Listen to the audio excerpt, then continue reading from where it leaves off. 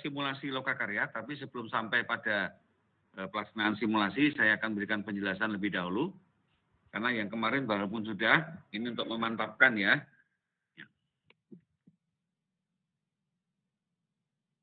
Munculnya ini lagi ya. Bentar. Oh ya. Ya, ini. Nah, Bapak Ibu, di simulasi ini tidak semua materi kita simulasikan. Ya, karena waktunya juga tidak memungkinkan. Tapi yang paling substansial dan paling penting yaitu di Lokakarya 7 ya.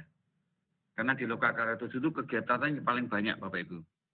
Dari semua pendampingan maupun semua PI maupun PL itu kegiatan yang paling banyak dan paling ditunggu-tunggu di Lokakarya 7 ya. Dan itu kalau di pedoman dilaksanakan dalam 2 hari. Karena proses didiklat secara luring itu kan jam 3:30 mereka sudah harus selesai. Ya. Maka kegiatan Lokakarya 7 tidak bisa diselesaikan dalam 1 hari. Kalau biasanya kan hanya 1 hari Bapak Ibu. Untuk setiap angkatan CGP ya. Ya. Tapi ini kita dilaksanakan secara 2 hari. Jadi ada hari pertama dan hari kedua. Ya. Nah, Bapak Ibu nanti akan memiliki keterampilan dan pengalaman terkait pelaksanaan Lokakarya yang ke-7. Nanti Bapak Ibu akan mensimulasikan itu, ya. Nah, ini skemanya. Tentu nanti Bapak Ibu ketika melakukan persiapan-persiapan ya, ini persiapan dan berbagi peran. Nah, nanti silakan yang penting kemarin sudah kita sampaikan ya, peran-peran yang akan nanti Bapak Ibu simulasikan ya.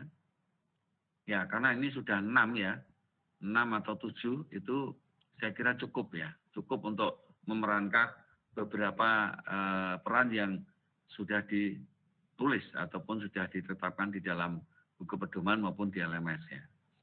Kemudian di simulasinya selama 45 menit kita punya 3, jadi masing-masing nanti simulasi hanya 10 menit, nanti yang 5 menit akan digunakan untuk respon ya, atau merespon atau memberikan umpan balik ya. Umpan balik silakan.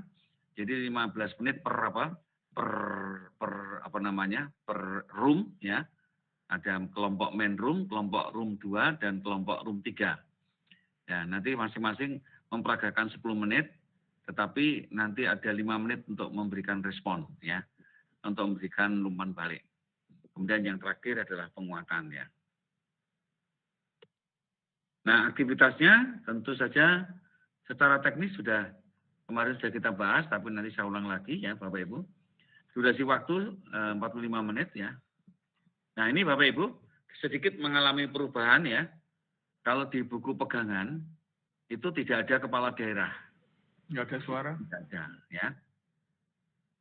Tidak ada kepala daerah. Tetapi di situ hanya dari pihak dinas, pengawas, kepala sekolah, pengajar praktek, kemudian guru penggerak, ya, calon guru penggerak. Ya, jadi, tapi karena di sini ada kepala daerah, nanti mohon Bapak Ibu menunjuk siapa yang menjadi kepala daerah. Jadi, mengapa kita mengundang kepala daerah? Tadi sudah saya ungkapkan, ya. Kemudian ada tamu undangan, ya. Jadi tamu undangan ini bisa luas, ya. Kemudian tamu undangan itu bisa saja kepala sekolah, bisa pengawas, ya. Ya. Kemudian yang terakhir ada pengamat simulasi. Ya. Ini pengamat simulasi. Ini maksudnya gimana? Gini. Ini nanti yang berperan itu sebetulnya 4 ini. Nah, pengamat simulasi itu nanti diperankan untuk mengamati ketika kelompok lain sedang simulasi. Jadi maksudnya begitu ya. Yang jadi pengamat simulasi nanti dia akan menyampaikan mungkin umpan balik ya, umpan balik kepada kelompok lain yang setelah menyelesaikan simulasi, ya. Jadi dia bisa mengamati baik itu 2 kelompok selain kelompoknya, ya. Jadi tapi nanti umpan balik yang diberikan kita hanya beri waktu 5 menit per roomnya, ya. Jadi paling tidak hanya 1 orang ya. Kalau 2 orang nanti nggak cukup, kita sudah kehabisan waktu simulasi untuk lokakarya. Nah, kemudian yang ada tamu undangan itu sekali lagi bisa kepala sekolah, bisa pengawas atau dua-duanya. Ya.